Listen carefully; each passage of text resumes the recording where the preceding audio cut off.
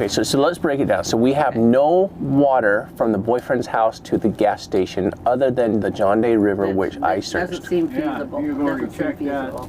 How about the husband? Where did he live at the time? Because didn't she have the next town down? And didn't she have a conversation with him as well?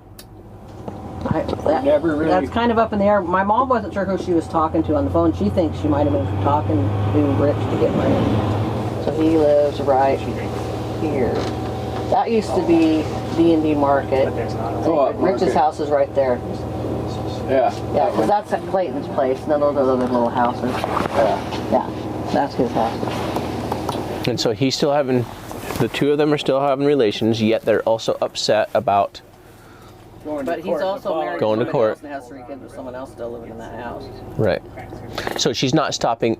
So she's not stopping there, in my opinion, at 10 o'clock at night with the new wife there. No, but he would meet her up at the store. We have no evidence of her making it to the boyfriend's house. No. We have no idea if she went to the ex-husband's house.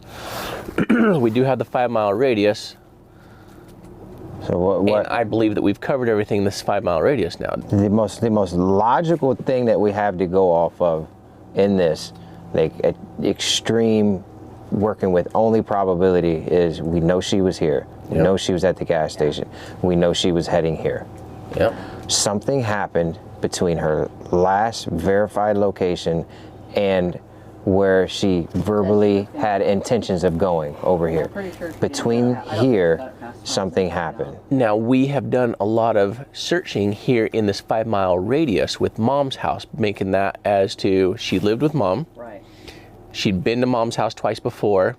It was 10 p.m. late at night. Yes, she put some gas in the car, but she just also had to have it jumped by her brother Mike. And so in my mind is, did she simply get upset and just be like, you know what, it's too late. I don't want to deal with this anymore. I'm intoxicated. I just need to shut down and be done for the night.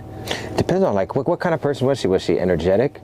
Was she like at that time of night? Is she going to be like, is that her time? Is that her time? Yeah. If she was on a party mode, she'd be partying. Oh, okay. Yeah. So we've covered all possible routes back to Mom's house. I think like with what we've done out here, I think it has been more in the realm of, you know, Mom's home, being out here. Also, I mean, you covered that area where you come over there to get the Let's just say hypothetically something happened. I don't want to, you know. That's what I've been thinking the same. Well, it's been 32 years, so obviously we know something bad happened. Whether it was an accident, foul play, we know it's been so long. We know something bad probably happened. You know, we don't think that she ran off and started a new life. You know, she didn't. Yeah, right. If we were talking about like having a lot of money, that would we like, you know, is this happy face guy still alive?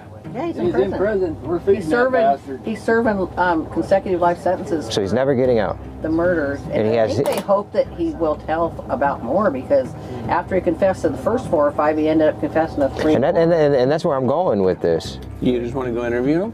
I would love to interview him. I mean, we're talking about somebody who has bragged about killing someone every day for months. Yeah, he said maybe 140, 150 That would be cool.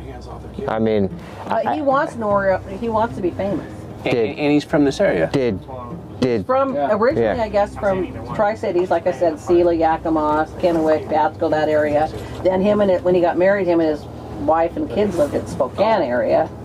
But he was based out of the Tri-Cities area. Wait, and didn't his parents live over here in Warrenton? Yeah. So he made this trek. He's got the ties, you know, and he's unfortunately your family has suffered a loss already at his hands. Yeah. I mean, I know the odds are so far-fetched with the 2 people, and I hate to even talk about this like this, but what are the odds that, I mean, your family suffering 2 losses from the hands of this killer? Anything's possible. I mean, he's a predator. Yeah. And you know, and she's a very beautiful woman. Yeah, and my aunt wasn't super ugly either, and you know, but she was a little bit. And you know, you get somebody vulnerable and they're half drunk or out of it or whatever. I don't know what his deal was, but you know. So I have to jump in with the balance part of it, because you guys love to go, and we talked about this earlier, but I mean, a simpler explanation is just that maybe we missed the truck.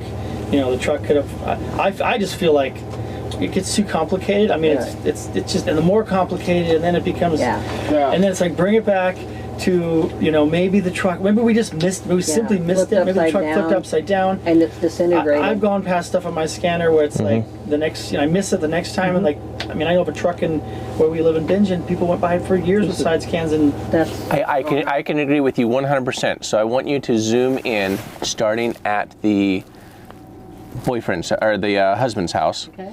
Rich's house? Yeah, Rich's house, and follow Columbia Highway just barely outside of town.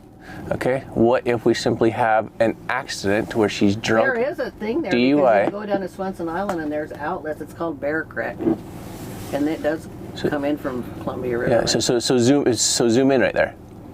So 30 years ago, I don't know what the barrier looked like there, but we've had over guardrails into water. So we have that we need to go check. We have to go put eyes on that. That's the only spot where Matt and Hayden just took off to.